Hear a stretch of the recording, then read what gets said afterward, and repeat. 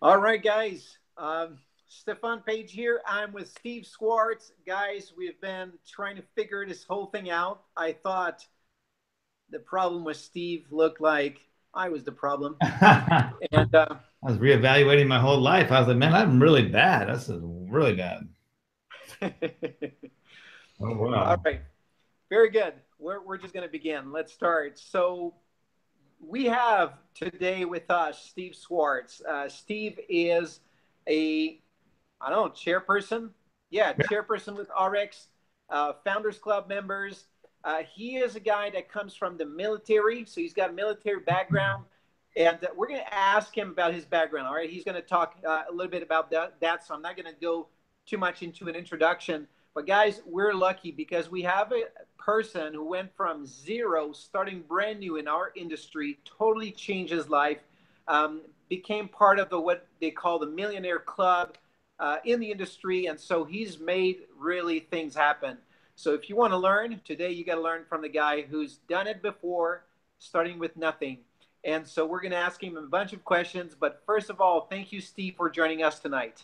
Hey, thanks so much. I feel like we've worked out already. It's like we've done two calls trying to get on this thing. But hey, that's the way it goes. Appreciate you, Stefan. You're an amazing leader, and people know you from around the whole company, in our company, from all over the place. So, yeah, you've done an amazing job, and it's great to be here. All right. Awesome. So, Steve, I know we wrote a little text about you, like your background, what you've done, and all the challenges you face in the business. So let's begin from, day one. You're in the military. What's happening over there? Why did you quit the military? Because for some people, it's like a dream, and for some others, it's a nightmare. But what about you? What happened over there? Yeah, I don't know. That wasn't a nightmare. It wasn't really a nightmare. I grew up, my dad was a college football coach in the U.S., like American football, and then athletic director. So we moved around a lot, and I thought that was pretty cool. I thought I was going to go into that. I tried to play into college. It didn't really work out. I ended up in like this, I don't know, I didn't really know what to do. Kind of like, gosh, I wanted to be a part of a team, but I was in school, and I was like, is this what you do? You just go to school and like have a job? But kind of like, I go, this sucks. And so I wanted to be a part of something kind of special, I thought, but I didn't think the military. And then my brother had been an officer. He said, why don't you just do the ROTC, which is like a reserve training where you go to college. And then if you do well, they'll pay for your college. So basically that's what I did. And I went in, I was during UC Santa Barbara in University of California, Santa Barbara. I went there and I did 2 years of this ROTC program, became a lieutenant in the Army when I graduated in 1993. So basically went on active duty in the U.S. Army. I was like second lieutenant in tank units, so like tank platoon leader. So I had like 16 soldiers and 4 tanks I was in charge of, and it was like moving all over Korea. So I see all this stuff on TV today about North Korea. I'm like, what a disaster that would be if that was a war. Because that was my first place I trained in, and was basically, in charge. And then I was executive officer, second in command of like 70 soldiers. And then I moved to Texas. And then I was in staff roles, and then I became executive officer again. And I had over 350 soldiers. I was like 26 years old, 150 vehicles, and it's a freaking like a zoo. Like, it's crazy. You're in charge of everything. And so I was like, man, like this is cool. Like so I owed them 4 years, and I never thought like I'm going to be in the military as a career. Now, side note, I was reading like Tony Robbins books when I was like 18, right? So like people are like, why are you reading this personal? It's like a black book. It's personal power. And I was trying to read the whole thing. It was a pretty complicated book. I was like, man, that's a lot of stuff.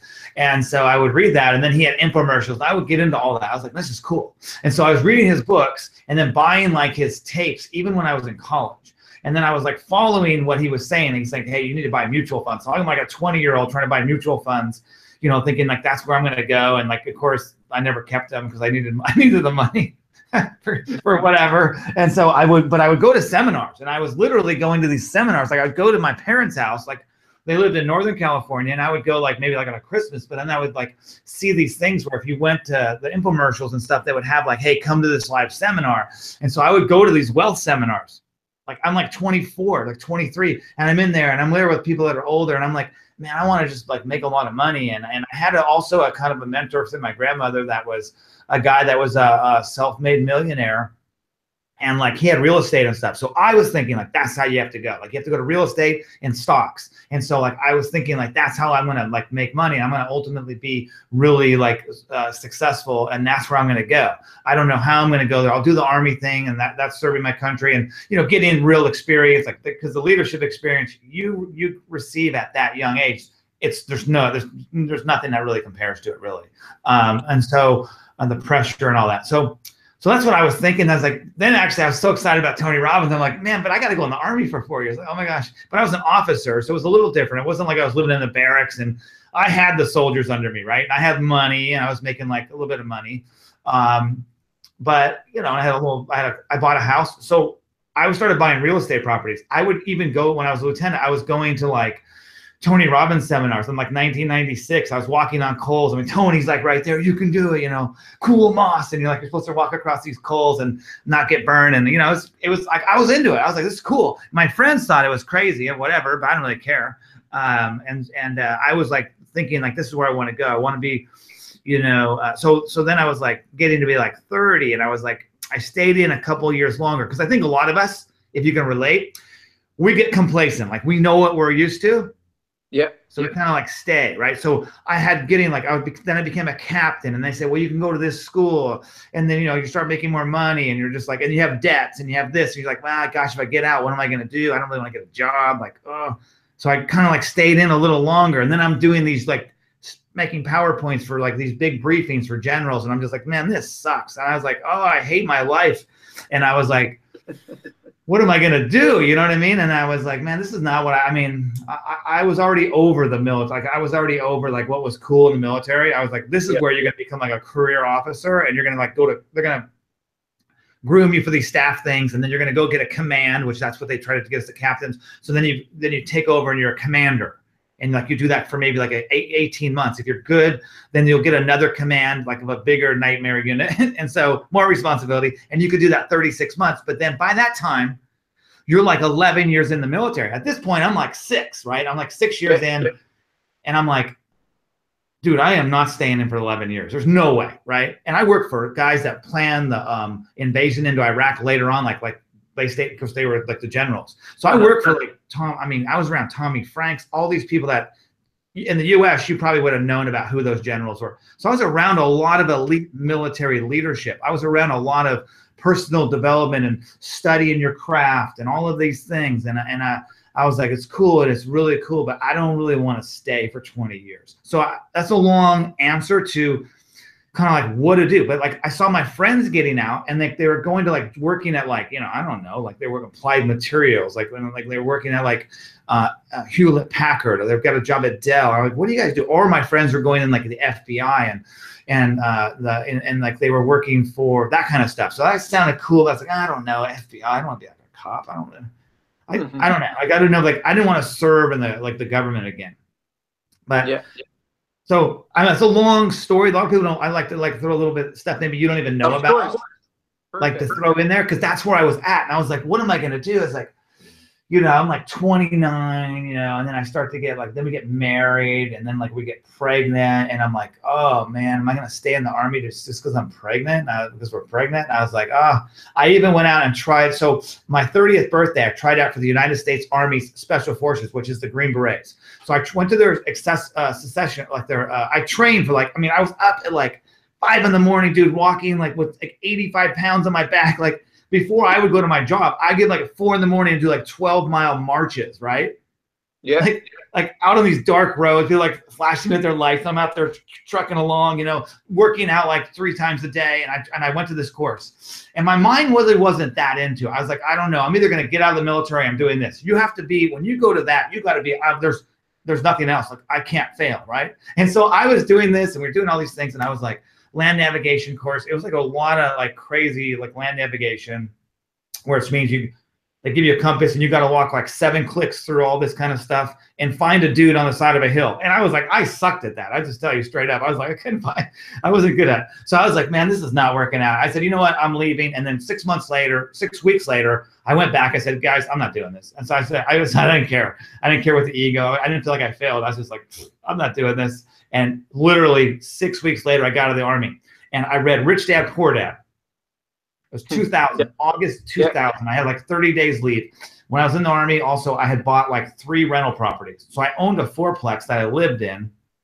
And now I'm like, I sold a little piece of land. I had like 25 grand. And this is my plan. I have no plan, really. I'm like, I don't want to get a corporate job. I went to some interviews and I didn't even know what I was doing. And like my friends are getting jobs. Like they've been, I was like, oh, this doesn't sound good. So I coached football. I coached football for free, kind of like avoiding getting a job and like living on the fumes of the income I had, right? Oh my gosh, yeah. I started a gift basket. I saw Oprah Winfrey was on TV and she said, you know, this gift basket. I was like, my wife, we could start a gift basket franchise. So I bought this like $3,500 gift franchise. We had to, when I got trained, I had to make like professional gift baskets. We bought all this stuff. It had like a script on how to call like businesses and get them. Dude, it was crazy. And I bought all this candies and I'm like eating them. I was like, this stuff's good, you know, like Ghirardelli's, like all this. And I spent like probably $3,500, but then like $6,000. You know, I was an idiot. I don't know. I was just buying all the inventories of like, oh, I need these sausage things. I need this. I need that, or whatever. And I had all this stuff going. I'm 30. Everyone's like, why aren't you getting a job, right? Like, what are you doing? I'm buying gift baskets, and then I bought $5,000 in vending machines. Wow. And like little candy machines, like the little ones you give out at Halloween, right? Yeah. I have $5,000 in that, $3,500 in this stupid, more like $6,000 in gift baskets. I'm running around calling realtors, getting to buy gift baskets. It's like I created this whole thing, but I spent so much money on it. It's like, so I was like, my gosh, it's like, so it taught me most businesses are all about you, right? Just like you had a business. And if you weren't there doing it, it's not happening. But this was at a smaller scale. And I was chasing quarters around, like doing these vending machines, like at the barber, and the guy's like, oh, people hate this machine. I'm like, oh, you know. And so I'm like, what am I doing, right? Like, and so then I had to go. So I coached this football team. And what was your wife thinking about all of that during that time? Oh, just not impressed. We're pregnant. We don't even have real insurance. I'm paying like $1,700 in this Cobra stuff. So like I had to pay, like, it was crazy. So it was really a dumb move if you look back, right? But it was also this move that I needed to make. And I was like, I got to do this. And I knew that I could probably get a job. Yeah. I even like forgot that I applied for the CIA because like even though I said I didn't want to work for the government, like I was like, well, gosh, maybe I'll do that, you know? And so I went at the CIA interview and I was like, oh, I'm not working for these guys. No way. And you know, it's crazy because had I done that or had I stayed in the special forces or had made it, you know, like it was pretty hard to make it, but had I made it, like had I just stuck with that course, they would have probably let me go through just because I was an officer. They need more officers to get into their training programs. I probably would have like sucked it up and just made it through.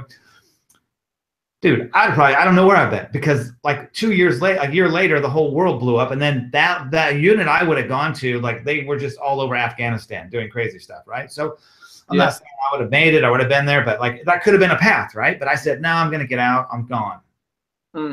CIA, I could have been involved in that right there, right? Then that would have been crazy, right? I would have been sucked into that whole thing and then been like, oh my gosh, you know, been all over that, right? And then, but I didn't. I got out and I ended up getting a job. Like, so I'm doing this gift basket thing through the fall. So the football season was like a couple months long into the fall. And this is like 2000, right? And I'm like, so I Christmas, you know, like, I mean, people are buying gift baskets from me. I don't have any income. So I really have to do interviews now. So then I get a job at the start of the year to go work for a home builder. Lennar Homes is a big home builder in the US. And I was going to like work at one of their like sites and basically build like neighborhoods, right? I help, you know, run the crew. I don't know how to build anything, right? So that's what I was going to go do. Move to Houston, which I couldn't. Sorry if you live in Houston. I was like, I lived in Austin. I was like, I don't want to live in Houston. Oh, you know. And I had put an online application for Dell, and they called me like 3 days before I was about to move to Houston, maybe like a week before I was going to like commit to it. And they said, well, come down for tomorrow for an interview. And they, you know, I went to this interview and they hired me and I got hired at Dell and I just worked. So then it all worked out. So I worked at Dell, took my first paycheck and bought, because in November of that year, I had read Multiple Streams of Income by Robert Allen, who's in ARIIX, but at that time he was in another company. And I didn't even know about any network marketing other than I'd ran out of the Amway meeting when all my friends tried to get me to change my electricity and, you know, phone bills and blah, blah, blah back in the thing. Back while I was going to all these Tony, like they were hitting me with all those things. I was like, I'm not doing that network marketing. That doesn't seem like, I don't want to do that. Like, you know, whatever. Like the version of what I saw, what it was. I didn't want to do it. But when the author said, this is the fastest, greatest stream of income I have, I was like, what's he talking about? Because he's like, it's better than stocks and better than real estate. And I thought stocks and real estate was how you're going to make it. Right. Mm-hmm. Yeah. And so he's like, it's better than that. I'm like, huh. So then I listened to a conference call. It like got me all pumped up and I was like, I'm in, you know? So I bought a starter kit for like $49.95, kind of like a boss, like we would get a boss.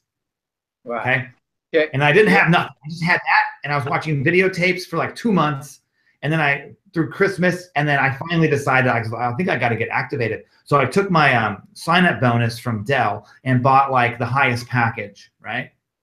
Because they said you needed to get this. I'm just going to get all the best. I want to go back. Ego. I don't know. I want to be the best. I want to go to the best, right? So I'm going to get the best pack. And so I signed up and I got after. So at Dell, I was making like $55,000 in Austin at that time. Not big money now, but like at that point, and in Austin, it wasn't as expensive.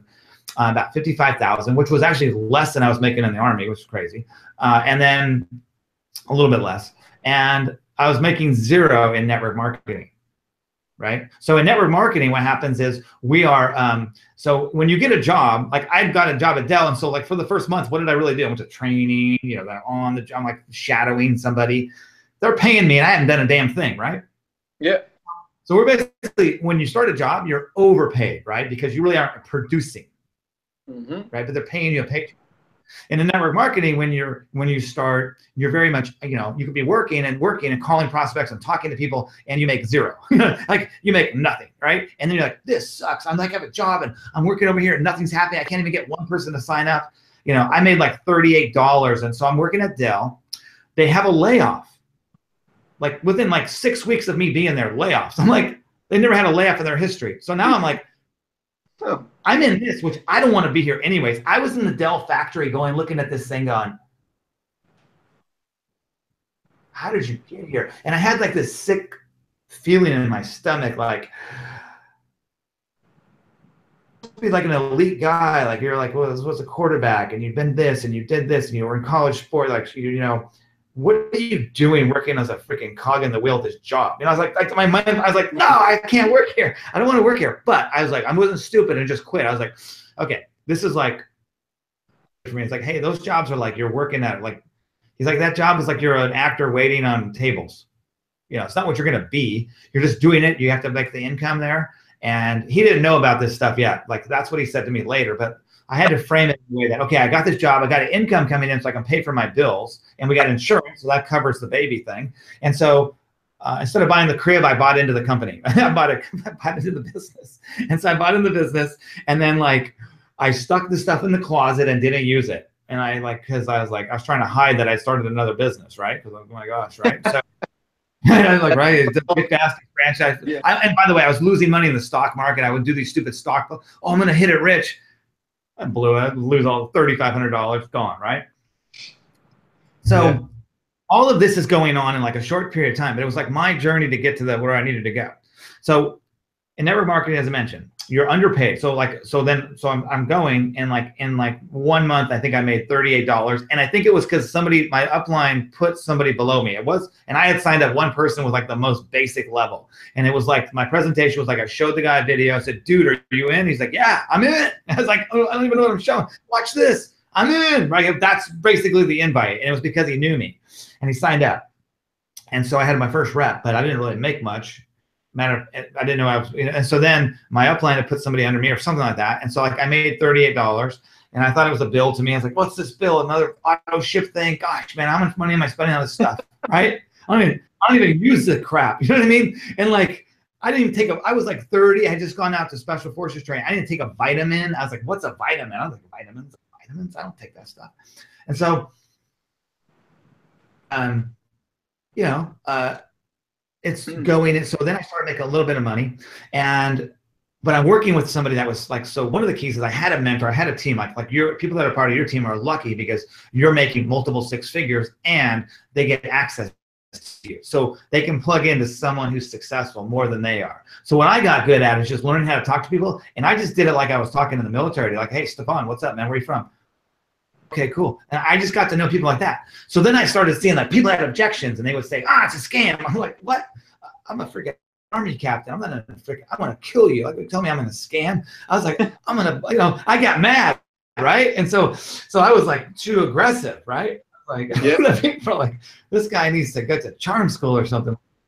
Okay, these people don't know me. They don't know me. You know, I get it. So then I said, okay, you just got to be smarter to this and like just say, oh my gosh, what makes you say that? You know, like well, here's my story, and I'll tell them a little bit of my story. And I said, that's why I'm doing this. What do you have going on that's like rocking? And he's like, I don't have anything. I was like, exactly. So I was just talking to the person, and so I got better at like communicating with people. Right. Yeah. And I got better. I figured out the game wasn't me selling necessarily, hey, I can sell this water bottle to you. Yeah, I could do that. But the game really was me learning about the prospects and finding a solution for them and being positive. Yeah. And just being consistent and staying in that part of the business, not in, well, I need to design a website, you know, or not in, I need what kind of plastic is this made of? Let me investigate. Right, that's not what you should be doing. You need to be inviting prospects. I don't know if I lost you there, Stefan, but anyways, yeah. But that's where I needed to be, is inviting prospects. So that's what I did, and then I would get them to look at presentations, and I had my upline helping me talk to them, and I did that. So I worked also, to make the story worse. I worked at Dell because you made 10% more if you worked second shift, meaning the shift that starts from 4 to like 12:30, which never happened because it basically worked always till 2:30 or 3:30. Little crappy car in like 1 hour, and like with all the truck drivers, like in the middle of the night, try not to fall asleep, and then go to sleep till like 3 o'clock in the morning, and wake up at like 8. I would go like do a little exercise, and then I start calling prospects. And I guess I had to use whatever I could do. No one's home during the day because I don't have jobs, so I'm calling prospects and just leaving messages, checking, hey. And then at my lunch breaks at night, because I didn't have time to be at home making calls for 2 hours, I just, on my lunch break, I ate my food in 5 minutes, ran out to my car, went over to Starbucks, grabbed a coffee, got people on conference calls, and I just called prospects. The way to work, I didn't listen to radio. I stopped watching all the football games, and I just made it like consistent, because I was also in the National Guard in the Army at that point too, because it made $500 a week. So I was all over the place. I had all these things, and when I decided to like get rid of this gift basket, get rid of the vending machines, National Guard, I did that for a little bit. I was like, I don't even need to do this. I got rid of that, and I just basically got focused. I had a job, I had a family job, and I just built my network marketing business part-time. In 1 year, I told myself, I need to have 100 people in my team. I don't know what that looks like, but I want 100 people in my team in 1 year. And in 1 year, I had 99. So anyways, I'm just talking. You probably want to ask questions, but I don't know. You got me, man. You can hear me, right? Yes, yes. I mean, this is what's going on, is when you talk to someone, guys, that has been in the trenches, you don't need to ask them too many questions. I mean, he just goes on and, and he touches on many different points. You can see perseverance, like he knows. Why were you always looking for something else?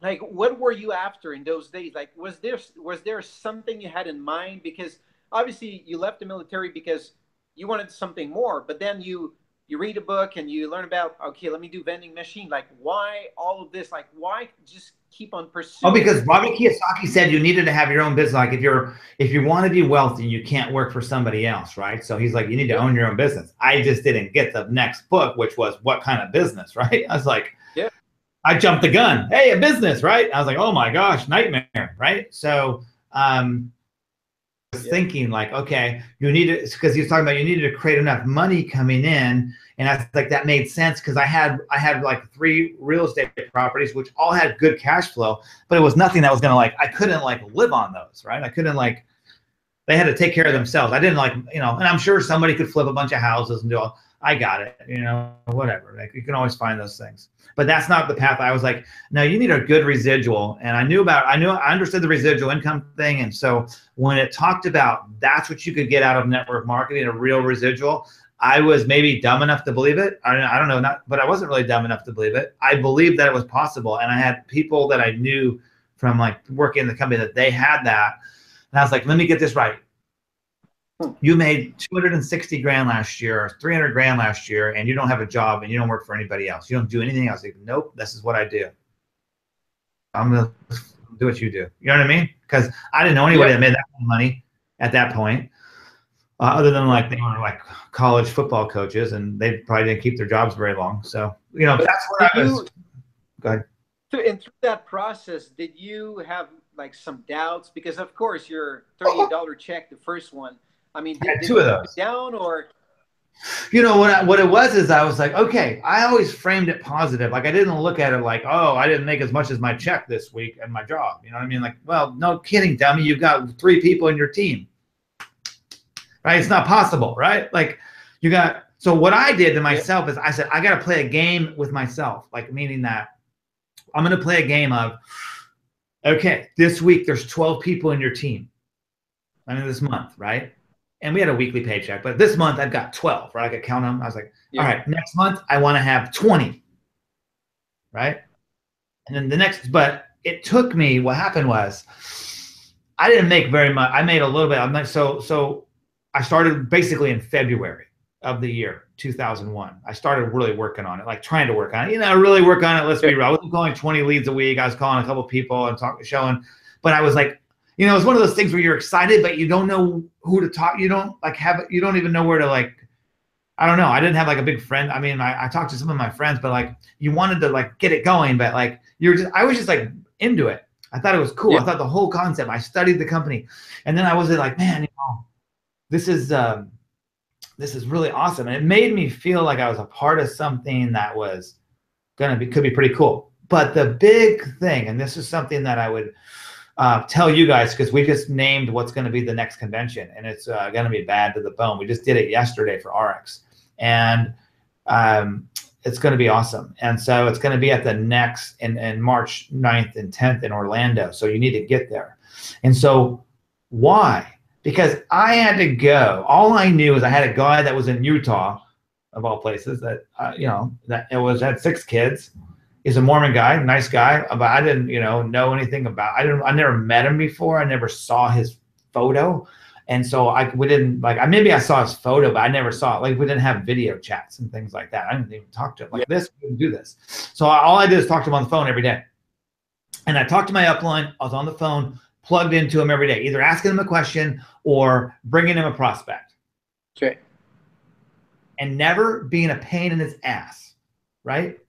That's what a lot of people do, right? I knew from the military that stuff doesn't work. Like if they want you to bring solutions, or like, hey, you know what? I was working on this and this has happened. What would you say?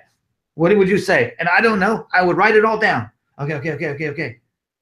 Because I knew that in the military, I would work on something like in the military, and you'd be in charge of some people, and they would say, hey, you got to go do this. And I was like, oh, you screw it all up. It's like, okay, never do that again, right? So it's okay to make a mistake. You start making the same mistake again, you're an idiot, right? And then that's when you get in trouble, right? So you're not showing that you're very smart, and you're not showing that, you know, you really care, right? Because you just want to keep making the same mistakes. So my mentality was from football and from the military, you know, and it's just like, I'm going to make it happen. Like that was basically, they would give you, hey, see all this stuff? Yeah. You need to put this inside of this and take it over here, make it happen. You're like, what? And so you're like, okay, got it. And like, you're like, we got to do this. So it's whatever. It's like impossible little tasks just to get stuff to, like, right? So you can't quit. And I knew this much. If I quit, I'm not going to make it. And I had doubts. I said, man, gosh, how's this ever going to get big, you know? And I was like, how's this ever going to get big? Like I got like 5 people in this thing, man. And like, I got to get out of this job. This job sucks. But I was like, well, I don't have a real option. So I got to do this. So the big thing though, I don't know about you, Steve, but you know, the fact that in network marketing, you see all these other people that have done it. Whereas with your basket, you know, business or, you know, whatever, vending machines, you don't have other models you can follow and you can ask, you know, questions. Oh, I had the lady I could call for the gift baskets, but she was basically not really doing gift baskets. She was selling the franchises. So she was like giving me she was trying to tell me about success stories, but I was like, I don't know, man. I was like, forget it. So it wasn't as real as someone. See, the difference is that she had already sold me. Everything I was doing to talk to her was just a pain in the ass, right? For her. Yeah. Versus the guy I was working with in network marketing, he was more not only a mentor, but it benefited him. So we worked in the trenches together. Make sense? So the thing that I decided like last minute, because I had to get time off of Dell. I flew out to Utah from Austin because they had the big conventions. It was like 10-year-old company at that point when I joined, right? I didn't know. I didn't care. I didn't know how old it was. I didn't know there was a compensation. I mean, I heard they had the compensation. I don't know. Compensation plan, whatever. I knew if I did I knew if I signed up this person and I did this, I would get a check, right? So then that's what so I made a couple $100, nothing significant, but I went to the convention. Had one person at the convention that was put in from somebody else underneath me. And I didn't know anybody. I had a guy that I was signed up, and I was like, he was in the Marine Corps, and I was signed up directly under him. So he really wasn't, like, we talked and stuff, but like he didn't know what he was doing any more than I did. So I basically went to the convention, and at the convention, it was like a big deal. They had these big stages, and what happened was I was there in my shorts and golf shirt and tennis shoes. Everyone else is kind of dressed nice, and like, some people in suits and things. I'm like, suits? I don't even own a. I was probably like, I don't even know how to tie a tie. I don't have a suit. I had military suits, but I don't have a suit, right? So I was like, I'm not wearing a suit to this thing. That's crazy. What are these guys doing? But what happened was I saw a lot of other success stories, and I saw all these things about the products, and I got interested in all the product stuff. And so I went to everything, whether it was skincare, I went to every little breakout thing, and I wrote down everything. I asked the person questions. So then I became knowledgeable that if someone asked me a question, which isn't always the best, like you want to know where you can get the information to show somebody. Yeah. And the more you could know is not that you could sit there and like, and I did this at first. I started to tell everybody about everything, right? But what I did do is I found some differentiating points about products that I could like say, hey, well, here's the difference, boom, right? But I was talking probably too much about things, but I got ingrained on all the products, and I got to hear like Dr. Strand, who's now with us, our company. I heard him talking about like why you need nutrition with all these different things of cancer. And so I was like, oh my gosh, I do need this stuff. So then I started taking the products, and I never stopped taking the products. Now I would get out of my bed to take the products, right? And I still do that today with like ARIIX, like other products that we have. I will like, oh, you didn't take them, go get them, right? Like you forget, whatever. I get out of bed to make sure I don't just skip it. So I got ingrained in the products, and I got to see it was bigger than me. It was just big parties, and they had all these people from all over the world. Met people from New Zealand and Australia, and I was like, this is amazing. I was like, man, I got to kick ass at this. Like, so, and then I had people telling me, oh, you need to do this, and I was like, oh, I was like, okay, because my competitiveness, I was like, oh, all right. And so I went back and didn't do very well because it was in the summer. I don't know. I didn't do that great. I thought I was going to make rock and roll, kick butt, and I don't think I made like I didn't make that much money the next month. I was like, man, what's wrong? What's going on with this? And then I just kept going, and then it like kicked in from my consistent work. Then all of a sudden, like I got better and better at talking to people, and all of a sudden I made $700. I was like, whoa, right? And then I was like, whoa, right? So I have a job. Then 9/11 hit, and the whole world went to heck. But pretty much, I was still making like $100 checks every week, 200. Okay. I started playing a game. Okay, I kept doing the thing. If you have 15, next month I want to have 20. I want to have 25. Then I want to 25. I got to get to 40. And some people drop off. So I had to keep my recruiting. So I kept bringing people in every single week. Regardless of what other people were doing, I had to do that. I would look at my volumes and say, if I put a person here, it triggers a check here and here. I can make $650 this week. So that was my game for me. I did that. And so how did I talk to my prospects? I'd say, what are you doing? I looked at their checks and I said, hey, if you do this, you're going to make $5. I'll make what? Yeah, if you bring this person in or you guys get this volume here, you make $500. They're like, I'm on it. And all of a sudden, other people started doing stuff. I was like, oh my gosh. And so I went. So by the spring, I finally found someone that knew what they were doing. Like I found one person that was doing it with me. I was like, oh my gosh, someone's actually really working. Like I don't have to like get them excited. I don't have to motivate them. They're working. And so at the year mark, it was just that was a little bit after, but at the year mark, I had a situation where I don't know, I piled up all these prospects somehow, and like I don't know, man, it just hit. And like I got a yearly raise from Dell, which was like $3,000, and they said, oh, you got one of the better ones, 5%. It's really good, blah blah blah. I was like, oh. And then that month, so a little bit before that, I had been going, and then my wife was going to work at, so we weren't really making it that well, right? So my wife's we had the baby. My wife's like, the baby's like 6 months old, 7 months old, but now she's going to go work at a daycare because I didn't have a good enough plan to make more money. So she has to go work at this daycare, make like $8 an hour, and then you could have the baby at the daycare. So she'd have a job, but it's a job where she could have the eye on the baby, but not really, because you can't really mess with your baby if you're working at the daycare. You really can't take care. You got to take care of everybody's kid. So my daughter comes out with like all this freaking, like, she got like RSV, where she got, sounds like a seal. She gets all sick.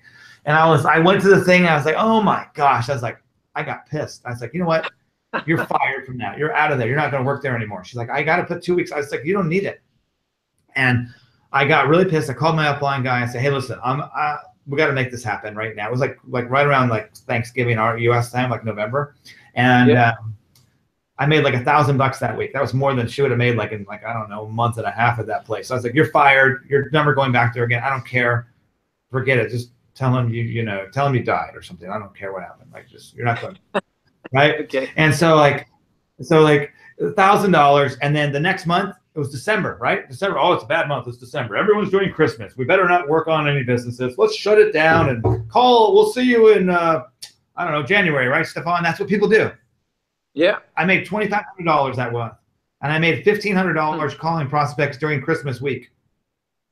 Imagine. Because I was like, I gotta make this happen. The next month I made another $2,500. And it was all like, and then right at a year, I got 99 people. By the time, like, when I decided to make it happen, like February, I had 99 people. And then I had a week where I signed up, like, it's crazy. And I've never done it. I've never done anything like it since. But I signed up like 10 people. And I made like $3,000. I think I signed up like 12 people that week. Signed up personally, and I made like, and then I went, so then I'd gone to the convention this summer, and then they had like a San Antonio event, and I went to that. Okay. And now I was this new, like, kind of like officer, and I was like making money, and I was going up the ranks, right? And then all of a sudden I won all these cruises. Like I was like the second most cruise winner. Like I won like 6 cruises. It was crazy. I was like, what? And I had to figure out how to take time off of work,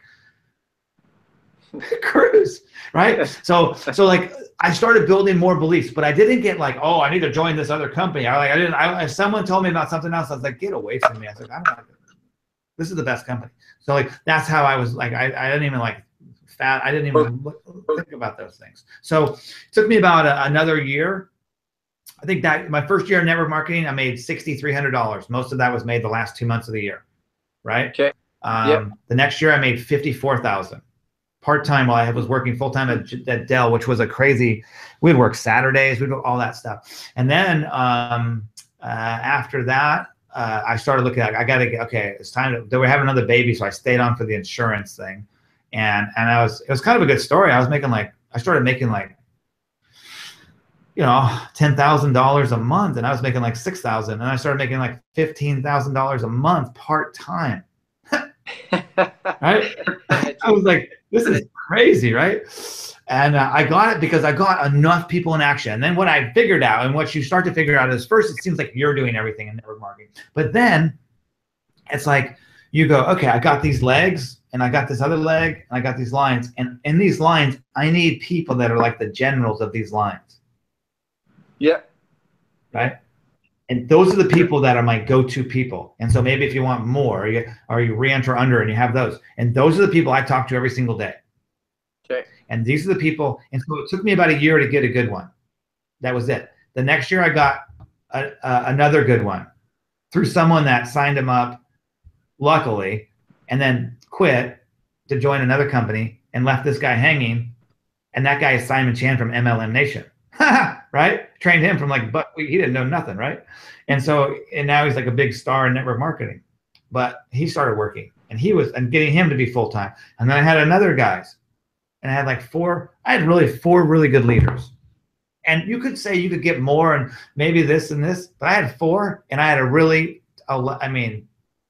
that business is still making like 800. I don't have it anymore. I sold it 2 years back, just because when we started a new company. But that business, I saw something from it, like just in one leg of it, still has like 800 people like in Asia joining every single week. today. Today. There you go. And they didn't have a matching bonus program, but that business I had because of the legs. I had solid legs, 6-figure earners in these legs. Okay. And my job was there. Then so then you start to get bigger in the business, right? So then your job is to continue to build those relationships with those people, create experiences, do this, and that's the kind of stuff you do, right? So yeah. So that's how I kind of like matured into it. And then I became like a leader that would speak on the conventions, and I didn't know how to speak in front of anybody. I was all nervous. I was like, oh my gosh, I got to speak in front of all these people. And so, but I just told what I did. And and I never was I'm not the greatest network marketing guy in the world, but I've always had a lot of people I know. I've been in like 10 companies and never had a residual income of like $5,000 a week for over 12 years. I had that. And then we joined ARIIX. We started ARIIX basically because, we were trying to build that company. They got attacked in the media. It was like, because they were publicly traded, they got attacked. It was an easy way to attack the stock and make it go down. They were doing like a short sale thing, and they made all this money and basically screwed us all up because they had all this negative press on us that was made up. And it was like we had to fight against it, but then prospecting with that stuff out there was tough. So yeah, so that and trying to create a new story, and like the economy went kind of bad, and so that company kind of needed a new identity, and we tried to create it with Tim Sales. Yeah, and they didn't want to do it, and so the owners, the guys that ran the company, basically said, well, you know what, we're going to go do it ourselves, and so we created ARIIX 6 years ago. The difference is in ARIIX, it's a company that, and I just got back from 2 days of working with the company, and is that ARIIX is really solidly built from like the foundation. Like, we're about to have our China license. We'll be like one of 11 of thousands of network marketing companies out there. There's only like 11 that'll have their license to do business in China, and that could happen anyway from today until like maybe start of next year, right? So we have that going on. So that means the company's solid. The Bill of Rights and how they treat reps and all that kind of stuff, the compensation plan, the matching bonus. That's one of the reasons my check doubles from like where I was here previously, is because of matching bonus. And so, the ingredient qualities and all that. And so you'll start to see the marketing and things, the business orientation system, the boss, like the boss. It's pretty cool. It's pretty cool. First class. Yeah, like you're starting to see like the first classness. I was working with Vivian for the last couple of days on some things, and there's a lot of stuff coming. Everyone's job's easier, right? And so that's really cool. And so you'll start to see ARIIX. ARIIX really hasn't, to me, just being honest. We have good incomes and things, but it hasn't hit its momentum, like a momentum stage in the US, not even at all. So it's a really good opportunity in front of people to rock this, because the great thing is there's other companies that like busted out of the gates faster than us a couple of years ago. So we started, and there were some other companies, and they had their challenges, and they had this and this, and they look good. They had like little systems, but behind the scenes, the company was run by people that probably were not doing a very good job of running the company. And guess what? Those companies went up, and then they went down. And they're gone. They're pretty much like not even work. They had to change their names and just all kinds of stuff. Versus we've been going along, and we've been, moving along, continued nice trend, but we have a very well run company, efficient. They're not hemorrhaging, right? So yeah. Well, Steve, I think you gave us a lot of great points just to understand, the process you've been through, the struggle, but you just kept the vision. You plug to the events, you get, this inspiration of listening to all these other people that have made it, and you just stay in the game, and you don't get distracted by all of these other, companies that come up, or, whatever it is. Oh my gosh, so many companies came out of our company, right? So I was like, whatever. I was like focused, and I had people quit, and it was disappointing, and like you feel like you're a failure or something like this. But then I looked at it, I was like, wait a minute. They quit, but they weren't even doing anything, right? So like, yeah, I was getting all worried, and I was doing the political game, and I was getting caught up in all this politics, and he said, she said, and all this. And I just said, what would you do like in the Army? Like I was like, first of all, it wouldn't happen. Like you wouldn't tolerate it. So if you tolerate it, then that's what you're able to get. So I just got out of those games, and I just stayed. And I always say it, and everyone thinks there's a big secret. I want to know the secret. Secret is you do the activities that get a new rep to start. It's your enthusiasm. They join you. They don't join a company. They join you, right? Or they join you and your enthusiasm working with like the people in your team. They are going to join that. And then, you know, the company is like the window dressing, but they're going to come, they're going to get started because you're excited about it. You're passionate about it. They're going to do that kind of stuff. So I think that's the key, is to stay positive. Don't focus on negatives. It's always easy to focus on negatives, and that's what most people do in the world anyway. They always focus on something negative. So it's easy to do. I've been there. I've done it, you know, but it doesn't get you anywhere. Stay at the tip of the spear, which is you're going towards your objectives, like the goals you have. And sometimes your goals are going to change. So maybe you think you want to have this big house and all that may not motivate you. It might be that boss that used to say, well, you know, we're evaluating, you know, whether, you know, we're looking at how you lead and what we're going to, I was like, what? I was like, I could run this whole, I was like, buddy, like you couldn't even last 5 minutes of where I just came from. But I didn't say that to them. But, you know, so I was like, oh my gosh, I got to listen to these people. And like, I got to go through all this at corporate. And I was like, oh my gosh, I had a corporate job. I was like, I can't do it. So I had to fight every day to get out of that. I said, I used to tell myself, every day I don't do something towards moving away from that is another day I have to stay at this stupid job. Right? The only reason you have a job that you don't like is because, honestly, if you really want to just straight up punch you in the face with it, is you haven't figured out a better way to make money. And that's on you. So I had to say that to myself. I was like, oh my gosh, well, you know what? If you're so dang smart, why are you working for Dell that you hate it? Even though people think it's a good job, I was like, why don't you come do it? I don't want to do it. So we only know so much. So we have to be willing to put our little egos aside and say, hey, you know what? There's people that don't even have a college education. They don't have master's degrees. They didn't go to freaking this college and that college, and, you know, and they make a lot of money in network marketing, 7 figures, you know, 6 figures, 7 figures. I mean, the person that's the #1 earner in ARIIX is she's like 32-year-old Chinese lady that was going to be an elementary school teacher. Yeah, she's never done this business before. Making like $35,000 a week, 40,000. I don't even know if that's what she's making. She's making 50,000 a week. It's like 200 grand a month. Yeah. She doesn't even know what to do with that. So is that possible? Yes. Is it going to happen for you? I don't know. What are you going to do? Mm-hmm.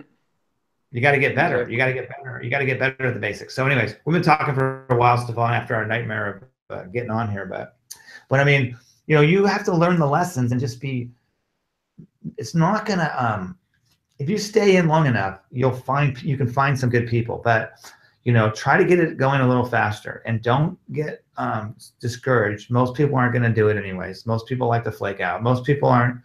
It's not because of that. It's just people, man. It's just the way it is. So. Yeah, exactly.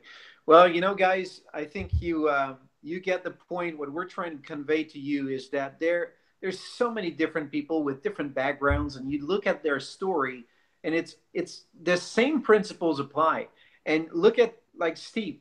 It didn't happen overnight. I mean, you know, do it, and then don't see much results, but just get at it and be consistent and stay in the game and don't be distracted. And I mean, in the end, you pay the price once and you reap the rewards forever. Like, what are you doing these days, Steve? Are you like busy every single day from morning to night? Are you calling prospects? Or I'm back coaching football, buddy. So I volunteer. I coach like a couple hours a day with my son's team. But you know, I work on getting. I'm working on getting things in place to help people. But as far as presentations and things like this. So we're always working this. I work with a company. I knock down barriers for people, meaning that like, hey, let's say we're trying to get better shipping over here. I try to work with those things. So that's not something that like, but that doesn't, those things, that's just like my role as influencer. I'm like the only double founder, like founder of 2 markets in the whole company, because I went and spent time with those people and like built relationships and learned. I didn't tell them how to do their presentations. They didn't need that, right? they needed people to help them get stuff going and building relationships and making friendships with them. And I love it. It's a lot of fun. So I've been all over the place with the network marketing, and you can literally do that. If you believe you can do it, you can do it. The world's right in front of you, and it's no one owns a market, you know, like no one, like you're going to France tomorrow. I've never been to France except the airport, Paris.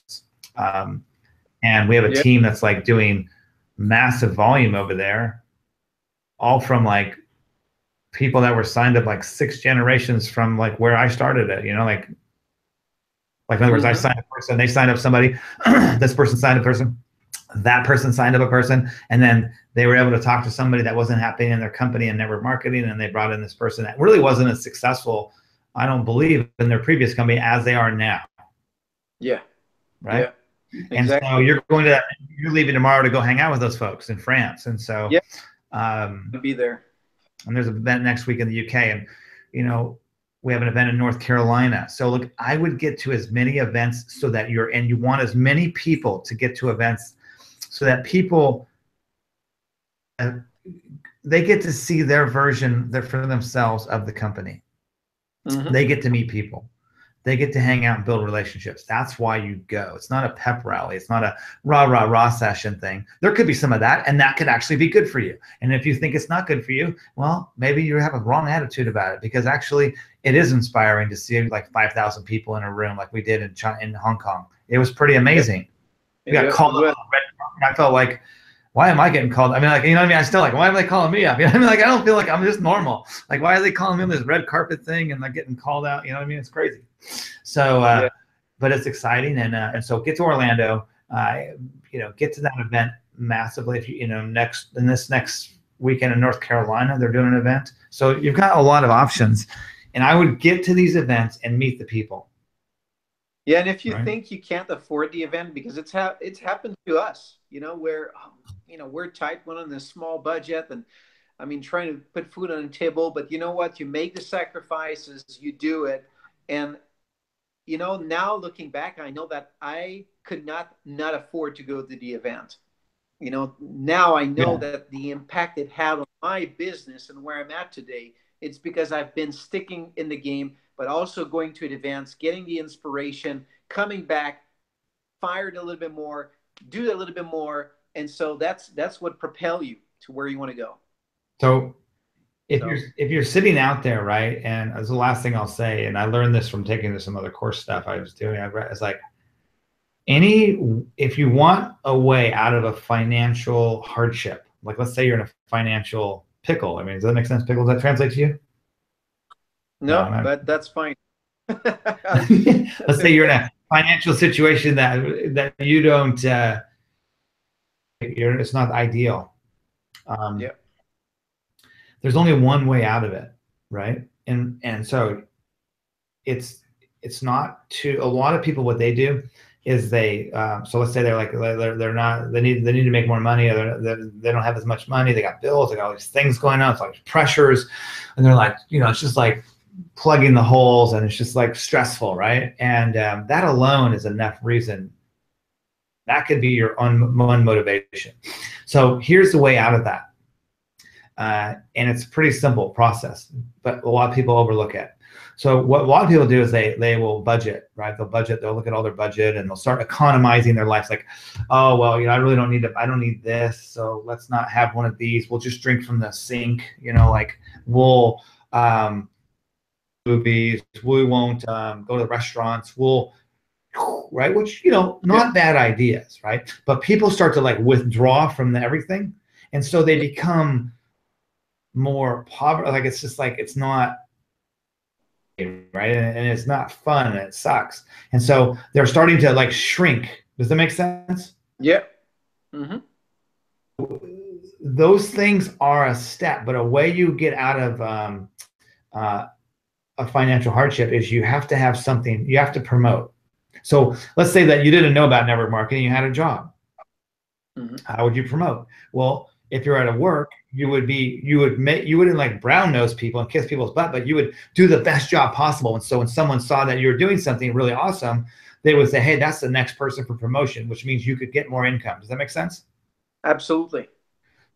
You would do that. However, they created this amazing thing. It's called network marketing, right? Which is often like misunderstood or whatever, because people like think it's just that or whatever, and they don't really take it serious. But what they do is they give you a vehicle in there. They give you a thing that is already built up. It's already built. Like all the products are made. Everything's already done. All you got to do is let people know about it, but in a way that's professional. Not like, oh, I'm in business, right? But like promote, let people know that you're, you know. So how does that mean? Let people know. Well, you meet someone. I met people that, did you meet anybody over the weekend, Stefan? Like maybe you didn't know, or maybe like out somewhere and say hi to somebody. I mean, you meet people, whether that's online, offline, whatever. So so what you want to do is you want to promote. So you want to let things be known. And so once you do that, you start making more money, and you continue to promote and put money into those things, like going to a convention, which is going to give you more knowledge so that you can make more money.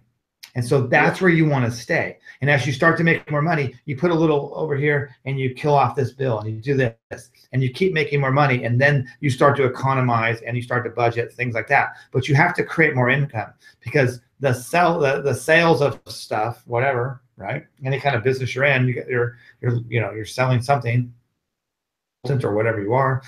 So the more sales you get, the more money you're going to get. And sales basically cures all ills, right? Pretty much does, right? So it's going to create more income for you. And so so that's where, if you're not where you want to be financially, where you're letting people know about the products, you're letting people know about the business. And here's the key, once you know how to get like 10 customers, go get reps and show them how to get 10 customers.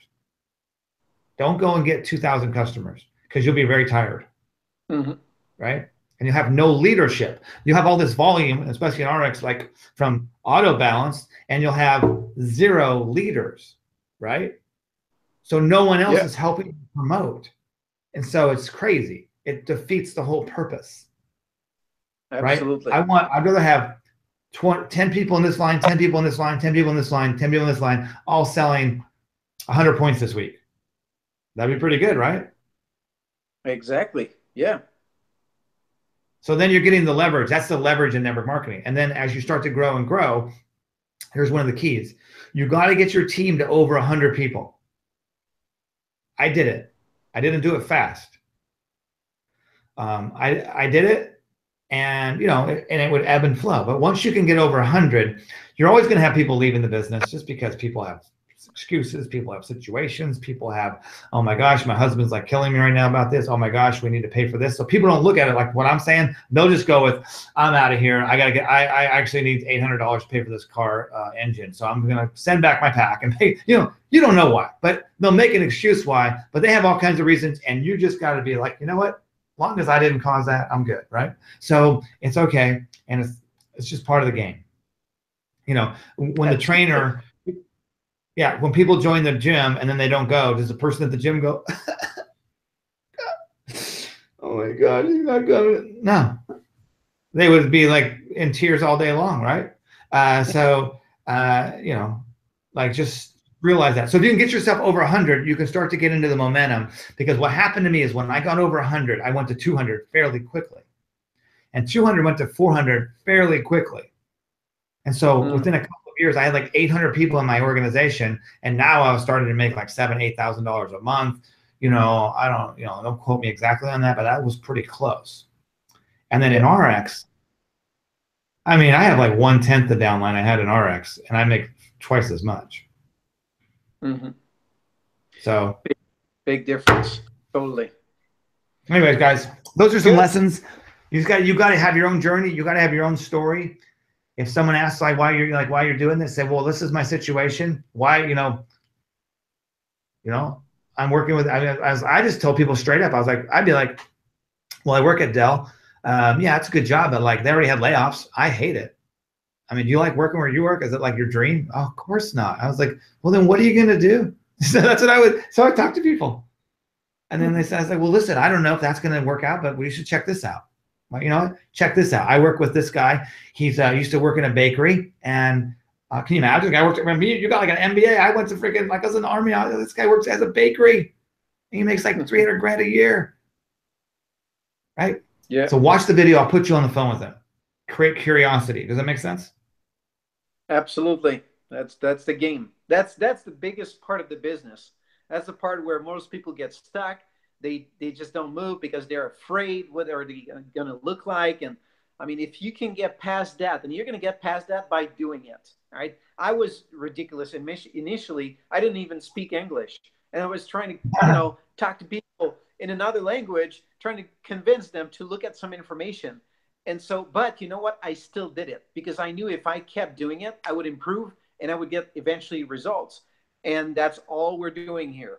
And so I think from what you can hear, guys, from Steve's story, the transformation, where he's at now, the lifestyle he's got, and being able to raise a family and being at home and traveling around the world, having a great time, I think it's worth to pay that price. And you hear this all the time, from him, from others. It's be consistent, talk to people. Don't look at your mini little check right now. It doesn't matter. Here's where you're going. Yeah, if it's a mini little check, you're earning. If it's a measly little check or whatever, that's the check you're earning. That's the check honestly. Yeah. You may not like this. That's the check you deserve at the moment, right? So that would piss me off. I'd be like, I deserve better. Like, okay, Simon Chan was so funny when he talked over in Vegas. And he was making me relive all these memories. I was like, oh my gosh, I was such a jerk to him. But I wasn't really. I was like trying to set the standard for him, and he could take it because he'd been in athletics. But I was like, he thought he was kicking butt, right?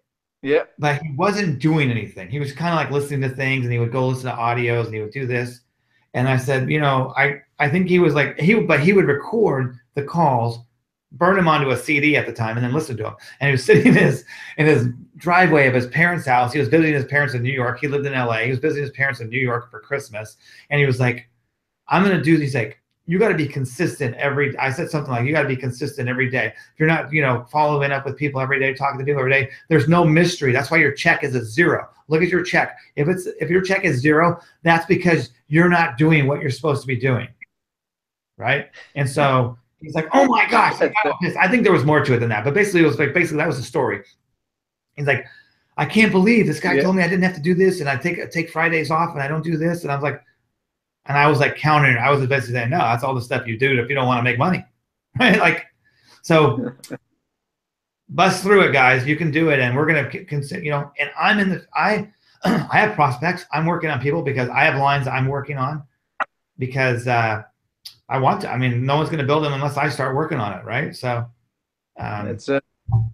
That's it. So we know that, and there's no other way around it. You're not going to get lucky. You might get lucky, but that's probably not going to happen. You just got to make it happen. Lucky.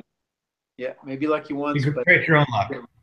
Exactly. Well, thank you, Steve. Thanks for joining us tonight. That's been a great, hangout here, and just learning your story and all these amazing stories. And I know we'll want to learn some more and go into some training now. So guys, thanks for joining us. Good to see you here. Leave comments below. Let us know what you think. If you like this, drop a 1, whatever. Just we want to hear your feedback, and we're going to do more of these shows and get you guys, some information that will help you propel your business to the next level. So thanks, Steve. Thank you, Stefan. You're awesome, and your team's amazing. So if you're working with Stefan, you're lucky. He's a dedicated guy, and he's one of the top income earners, connected into the company very well, and so highly respected around the company. And so listen to what he has to say. And Stefan's been awesome. I'm going to get out of here, and I can't wait to see you at the next event. All right. All right. Thanks, Steve. See you. All right, guys. Bye-bye. Bye.